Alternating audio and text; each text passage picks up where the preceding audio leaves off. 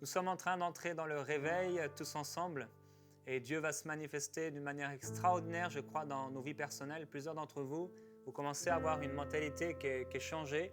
Vous vous êtes posé des questions nouvelles. Finalement, est-ce que je suis réveillé? Est-ce que je suis en train de m'endormir? Et hier, on s'est posé un certain nombre de questions. On a vu certaines réalités que Finney nous partageait dans son livre sur des choses qui se manifestaient dans l'Église. Et lorsque de telles choses se manifestent dans l'Église, c'est vraiment le moment de se dire « Seigneur, envoie un réveil ». C'est le moment de réaliser qu'on a vraiment besoin d'un réveil dans de telles circonstances. Et comme le dit le psaume 85 au verset 7, « Ne reviendras-tu pas nous rendre la vie, afin que ton peuple se réjouisse en toi ?» Et c'est vrai qu'il y a tellement d'églises, d'endroits dans le monde où les chrétiens vont à l'église et ils y vont à reculons. Ils y vont sans joie, il n'y a pas de joie, il n'y a pas de vie, il n'y a pas de liberté, il n'y a pas d'esprit de prière, il n'y a pas de gloire, il n'y a pas de louange et d'adoration. Et dans de tels endroits, c'est triste d'aller à l'église, c'est difficile d'aller à l'église.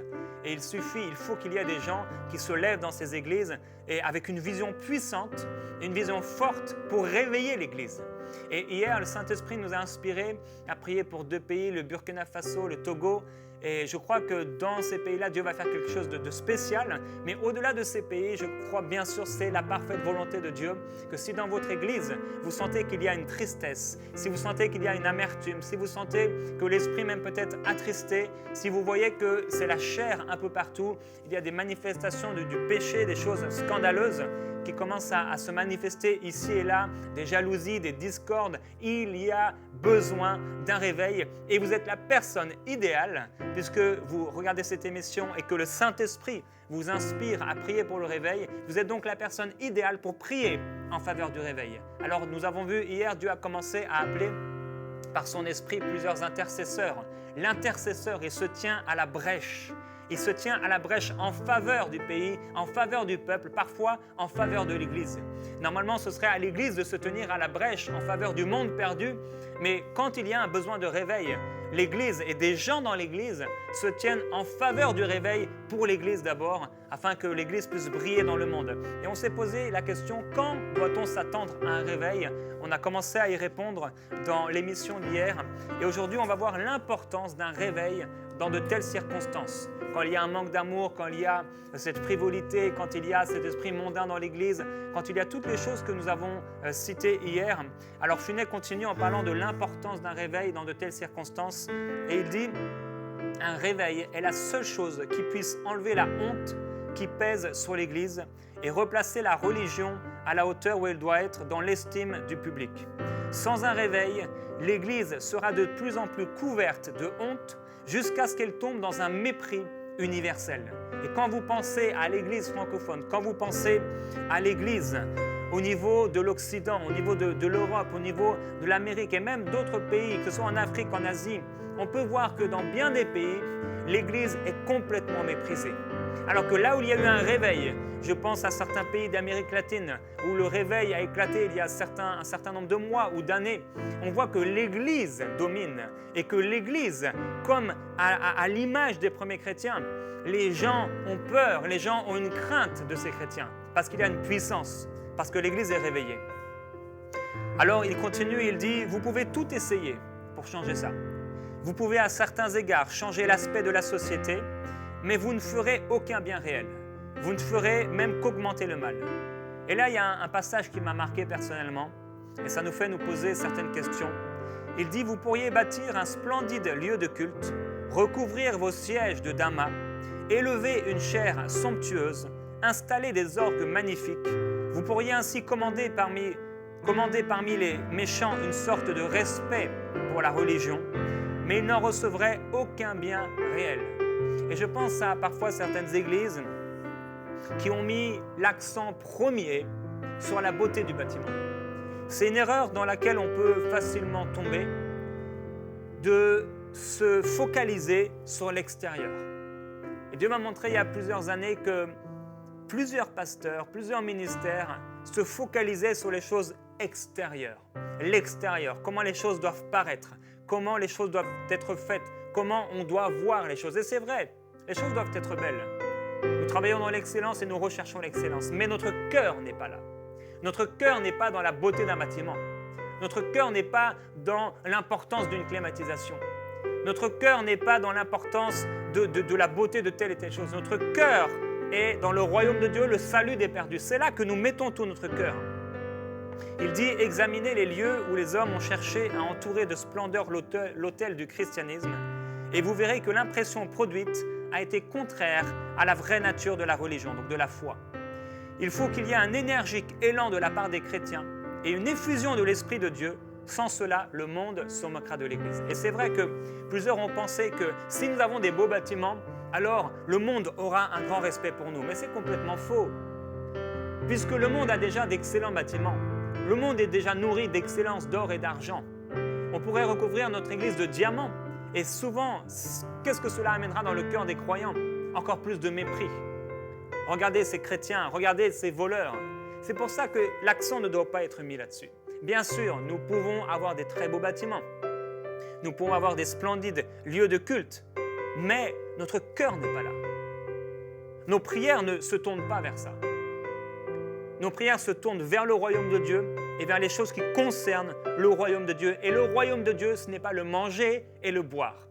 Mais le royaume de Dieu, c'est la justice, entre autres, par le Saint-Esprit.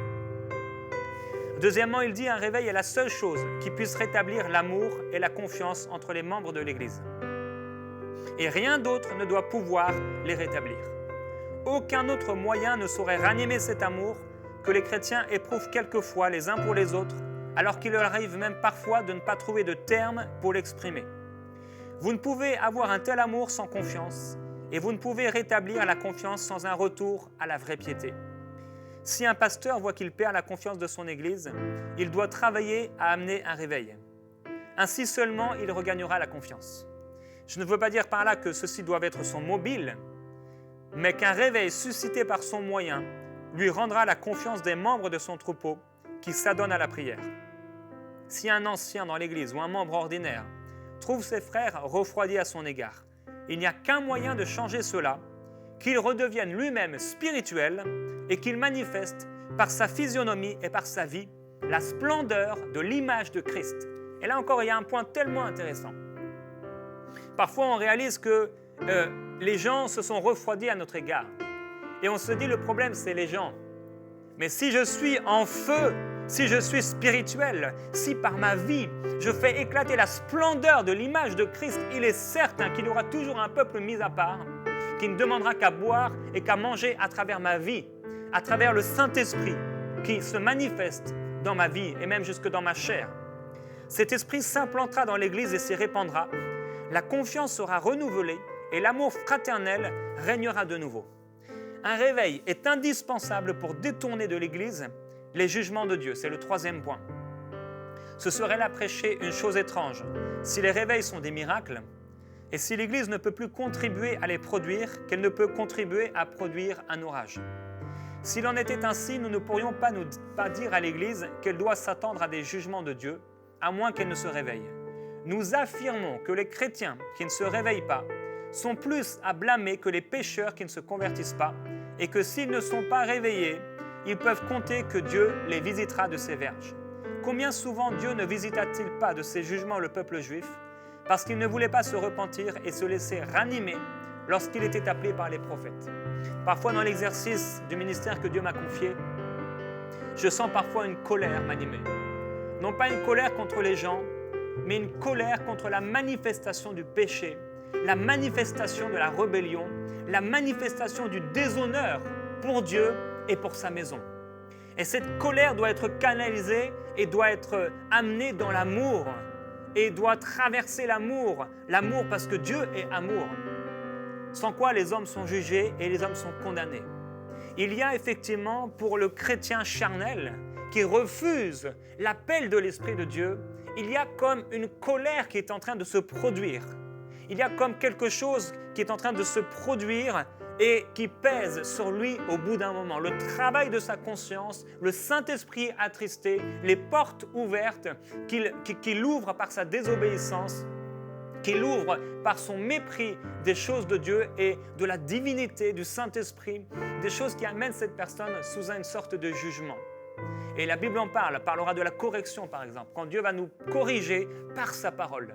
Et je veux vous encourager aujourd'hui à vraiment ouvrir votre cœur par rapport à ce que je suis en train de partager aujourd'hui dans ce texte de Finney. Combien souvent n'avons-nous pas vu des églises et même des dénominations entières frappées de malédiction parce qu'elles n'avaient pas voulu se réveiller et chercher le Seigneur en lui disant « Ne reviendras-tu pas nous rendre la vie afin que ton peuple se réjouisse en toi ?» C'était le psaume qu'on a lu tout à l'heure. Et c'est vrai qu'il y a des dénominations. Je me souviens d'un pasteur, un vieux pasteur d'une des plus grandes dénominations pentecôtistes en France, un homme qui avait vécu des choses extraordinaires, et il m'a dit, si l'église de cette dénomination ne se réveille pas, cette dénomination va mourir. Et je l'ai vu de mes propres yeux depuis tellement d'années. Nous voyons que dans cette dénomination d'église, il y a des églises qui sont en train de mourir complètement, de se vider complètement. Et il y a certaines églises dans cette dénomination qui disent « Nous ne pouvons plus marcher dans les choses qu'on nous a inculquées. Nous ne pouvons plus marcher dans la forme qu'on a voulu nous donner. On doit marcher selon la liberté de Christ. On doit marcher selon ce que le Saint-Esprit met dans notre cœur. » Il y a tellement de dénominations où les pasteurs sont pris. Ils sont dirigés non plus par le Saint-Esprit, mais ils sont dirigés par des collègues, ils sont dirigés par un gouvernement terrestre et humain, et il est temps que ces choses changent. Le Saint-Esprit nous appelle à changer, le Saint-Esprit nous appelle à nous repentir. Il dit combien souvent Dieu donc ne visitait-il pas de ses jugements le peuple juif parce qu'il ne voulait pas se repentir et se laisser ranimer lorsqu'il était appelé par ses prophètes. Et peut-être qu'un prophète a parlé dans votre vie, peut-être qu'une parole prophétique a parlé dans votre vie pour vous réveiller. Et certainement à travers cette série d'émissions, Dieu est en train de vous parler.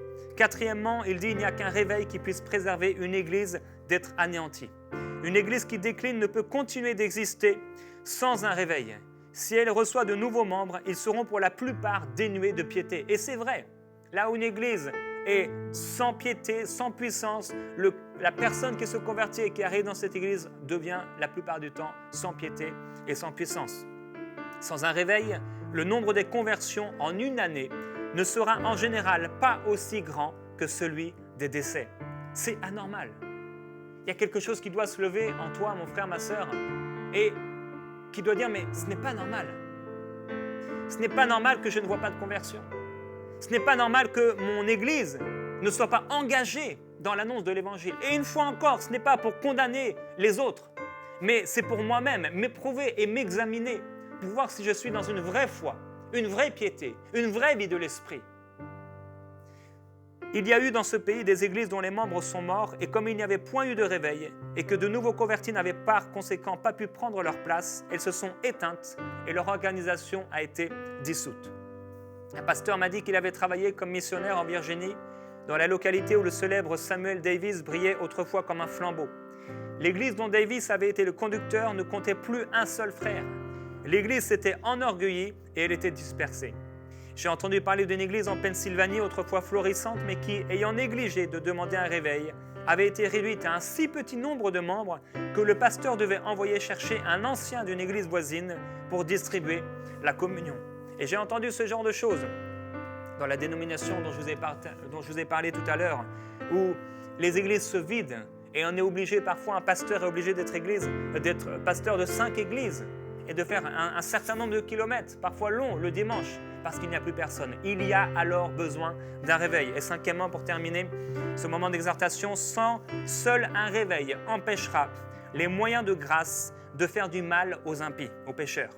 Sans réveil, les méchants s'endurciront de plus en plus en entendant prêcher l'Évangile, et ils auront pour partage une condamnation plus horrible que s'ils n'en avaient jamais rien connu.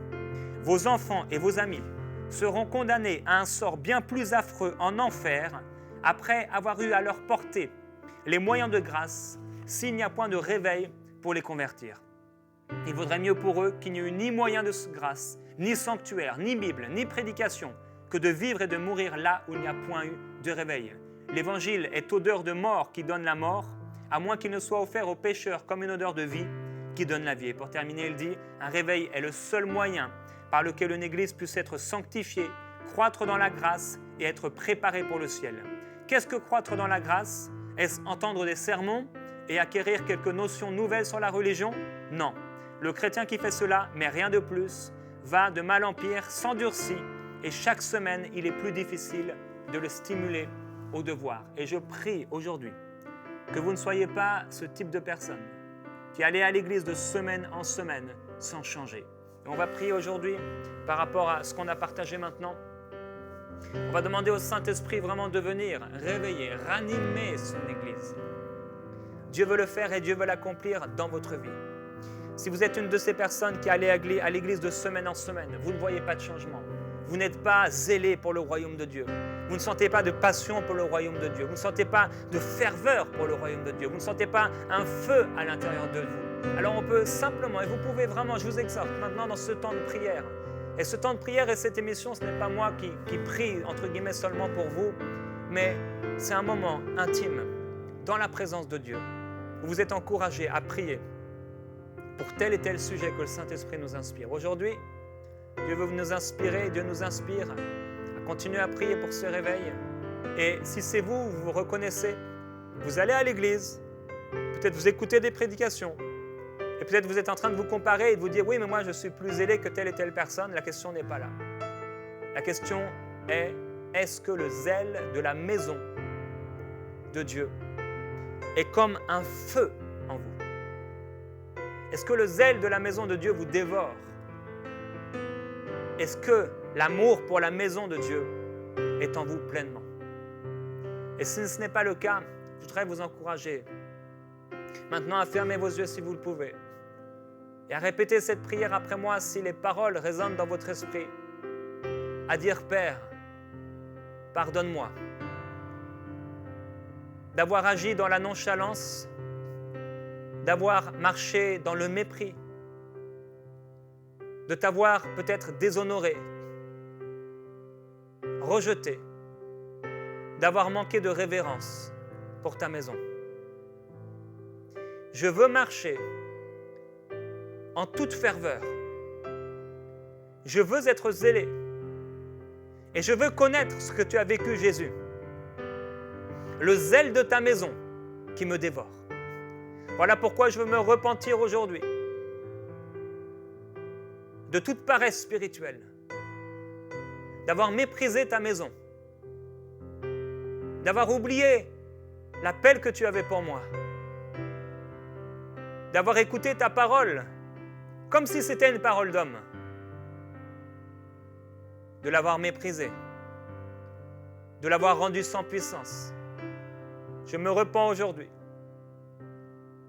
Je décide que je n'irai plus à l'église d'une manière religieuse, mais que j'irai dans ta maison spirituelle avec ferveur pour entendre ta parole et pour la pratiquer, pour être une source de bénédiction et pour aimer.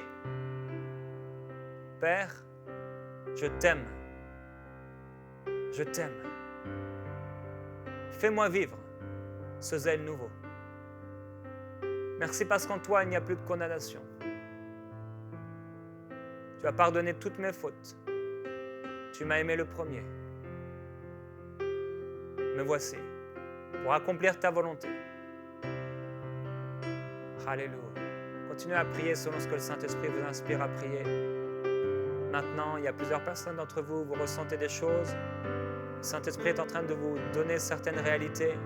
Le fait que vous alliez à l'église et vous ne priez pas pour la prédication, vous ne priez pas pour les pécheurs, vous n'y pensez peut-être même pas. Le Saint-Esprit est en train de travailler. Saint-Esprit, travaille dans les cœurs maintenant, s'il te plaît.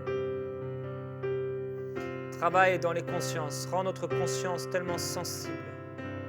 Sensible. Oui, Père, je prie que le zèle de ta maison nous dévore. Que ça devienne comme un feu en nous. Un feu qui nous consume. Un feu qui nous amène à prier. Un feu qui nous amène à chercher ta face.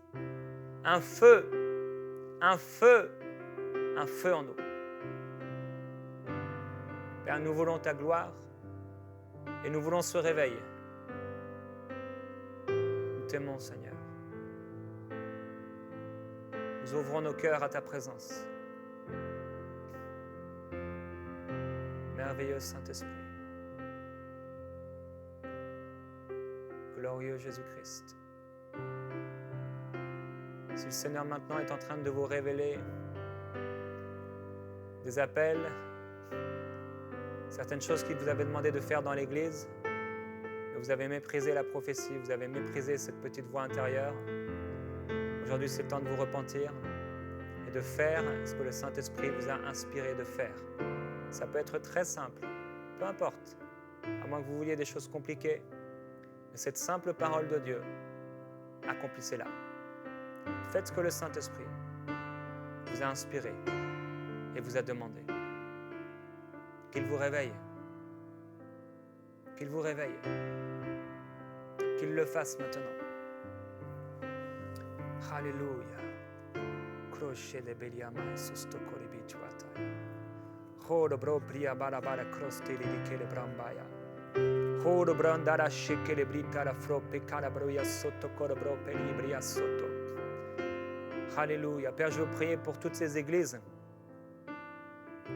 où il y a plus de morts dans l'année que de nouvelles naissances, où il y a plus de chrétiens qui tombent qu'il y a de chrétiens qui se lèvent. Toutes ces églises où il y a plus de gens qui rétrogradent que des gens qui avancent. Père, tu es capable d'accomplir ta parole. Tu es capable d'envoyer un feu nouveau. Ce feu ne viendra pas de l'homme. Ce feu viendra de ton esprit. C'est pourquoi nous pouvons avoir une ferme assurance en toi, une pleine confiance dans le pouvoir de ta parole, dans la puissance de ton esprit, parce que cela ne vient pas de nous. C'est le don gratuit que tu as donné à l'humanité. Tu nous as donné la puissance. Tu nous as donné le Saint-Esprit. Tu as dit dans ta parole, vous recevrez une puissance, celle du Saint-Esprit survenant sur nous. Saint-Esprit, pardonne-nous de t'avoir tellement méprisé. Pardonne ces églises qui t'ont méprisé, qui n'ont pas parlé de toi, qui ont fait comme si tu n'étais pas là, qui ont parlé du Père, qui ont parlé du Fils, mais qui ont oublié l'Esprit de Jésus-Christ, que tu nous as pourtant laissé, Père. Ô Père céleste, qu'il n'y ait pas de condamnation qui repose sur ces églises, et que la correction que tu peux manifester envers elles, par ta parole, puisse les amener à une véritable repentance. Je prie, Père, que là où il y avait du déshonneur pour ton esprit, là où ton esprit a été attristé dans toutes ces églises, et sont tellement nombreuses, là où l'homme a voulu prendre ta place, au fur et à mesure des révélations que tu lui donnais, l'homme, le pasteur, celui qu'on a appelé peut-être le bishop, a pris la place de Dieu. Je prie, Père, pour ces endroits. Je prie pour ces lieux qui sont appelés des églises, afin qu'elles soient complètement transformées, que le cœur de ces hommes, que le cœur de ces personnes, que le cœur de ces femmes soit changé. Donne-leur un cœur de chair à nouveau, un cœur tendre pour accomplir ta volonté, non pas une religion, non pas une volonté humaine, mais ta volonté. Merveilleux Père, merveilleux Jésus, merveilleux Esprit de Jésus-Christ, tu as voulu te manifester dans cette génération. Tu as voulu te manifester dans tellement d'églises, dans tellement de prédications, dans tellement de réunions, et tu as été mis à l'écart. Tu as été rejeté, comme Christ a été rejeté. Saint-Esprit, je veux honorer ta vie, honorer ton ministère, honorer ta présence, honorer qui tu es. Merci Saint-Esprit, parce qu'en toi est la vie. En toi nous avons le mouvement, la vie, l'être. En toi nous avons le vouloir et le faire. En toi nous avons toutes les armes de Dieu, offensives et défensives. En toi nous avons les fruits divins. En toi nous avons les dons. Ils sont suffisants. Saint-Esprit, sans toi l'Église est perdue. Et c'est pourquoi tellement d'églises sont perdues, parce qu'elles t'ont rejeté et méprisé. Père, je veux prier pour ces mouvements d'église, ces dénominations en France, en Suisse, en Belgique, ailleurs, Père, dans le monde, dans tous ces pays francophones. ces églises qui ont parlé contre toi, ces églises qui se sont moquées de toi, ces églises qui se sont moquées de tes serviteurs, qui pourtant démontraient ta présence. Père, agis en eux. Oui, tu as été attristé, merveilleux Saint-Esprit. Mais merci parce que ton amour est plus grand. Ton amour est plus fort. Ton amour est plus puissant que les blessures, que les souffrances, que la tristesse. Je veux prier pour tous ces croyants dans le monde qui t'ont méprisé, pour mon frère, ma sœur qui est là aujourd'hui, Père, et qui écoute cette prière. Tu l'appelles à se mettre à genoux et à s'humilier. Tu l'appelles à te redonner la place qui est la tienne. Merveilleux Saint-Esprit, agis à nouveau. Merci parce que tu es venu, Seigneur Jésus, comme un avocat. Tu es venu nous pardonner encore et encore. Je te remercie, précieux Saint-Esprit, de ta bonté, de ton amour, de ta patience envers nous. Tu as été tellement patient envers le peuple d'Israël, tellement patient envers l'Église, et tellement patient envers ces églises qui te méprisent, envers ces pasteurs qui prêchent des messages selon leur intelligence, selon les circonstances, au lieu de les prêcher selon toi. Merveilleux Saint-Esprit, je veux prier pour terminer. Apprends-nous à être sensibles à ta voix. Apprends-nous à discerner ta voix. Apprends-nous ta sagesse. Apprends-nous à t'offrir toute la place. Nous t'aimons, Saint-Esprit. Tu es le maître. Tu es le directeur de cette émission. Tu es celui qui dirige nos temps de prière. Nous t'aimons, Saint-Esprit. Merci pour ta présence. Amen.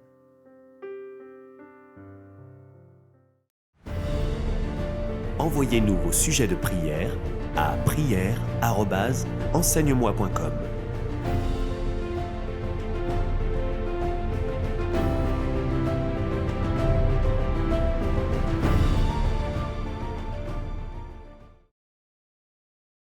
Cette émission est rendue possible grâce au précieux soutien des partenaires d'Enseigne-moi Canal International.